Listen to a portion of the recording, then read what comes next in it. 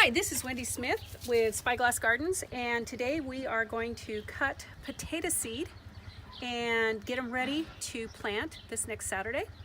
And so potato seed is not your natural potato that you buy in the grocery store. They're actually grown just for seed. I guess if you were really hungry, you could probably eat one. But it is very noted that you do never, ever plant potatoes from the grocery store, let them sprout and plant them in your garden. You could carry diseases, and some of those diseases are so hard to get rid of.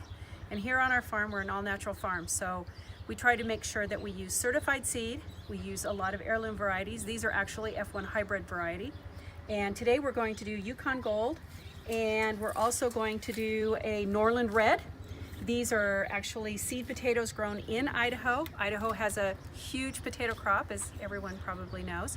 And so it is imperative that our seed comes from Idaho and we don't use outside seed.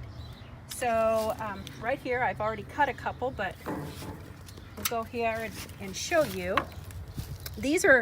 Some of these are a little hard to tell, but this is a little eye on a potato. Yukon Golds are a little harder to tell, but where there's a little indentation, those are your eyes. That's where your sprouts are going to happen.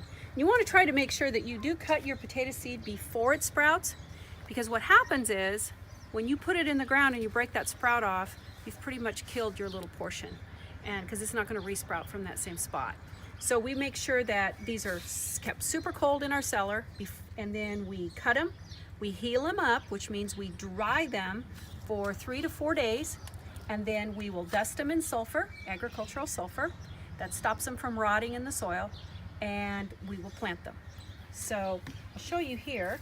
This one's a little easier. So you want to make sure that each one of your portions has at least 2 to 3 eyes.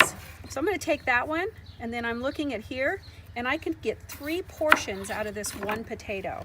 Okay? And don't get greedy and think, oh, I'll cut that one again. No, you want to make sure that you have adequate eyes so that you have adequate growth.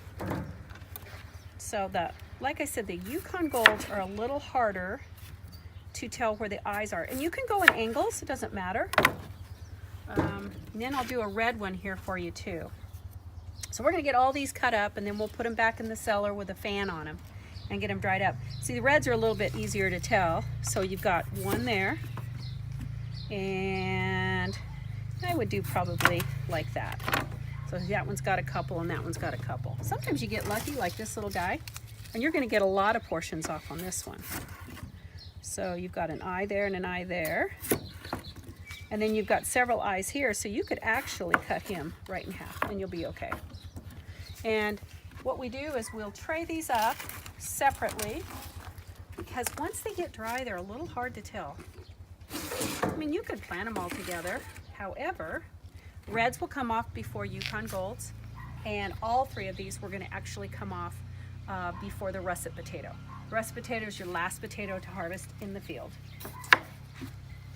Many of these will have pretty good shelf life. You have to keep them dark and cool, and you can keep a potato up to about 6 months if they're not bruised and you get most of the dirt off of them. They don't mind a little dirt. Let them dry up a little bit. And I have some heirloom seed. I should have gotten that out of the cellar. And we'll go grab that. And we'll show you how to cut some fingerling potatoes. So these are heirloom fingerling potatoes, and you can see the little eyes just like you see on the other potatoes. They all have the little eyes. That's where the little sprouts come from. And you really shouldn't plant these whole. Most people say, well, just put them in the ground. By actually cutting them, you force that energy into that little capsule, let's say, and this little portion. So you want to keep your portions small, but you want to still make sure that you have plenty of eyes. Now this one, he doesn't have a whole lot of eyes. So unfortunately, I would think you could get maybe 3, but I'm going to play it safe and just get 2, and I'm sure that we'll have a nice yield off of those guys. And then these are, I call them old man thumbs. These are a white fingerling. And these definitely have already started to sprout. Fingerlings are notorious for sprouting early.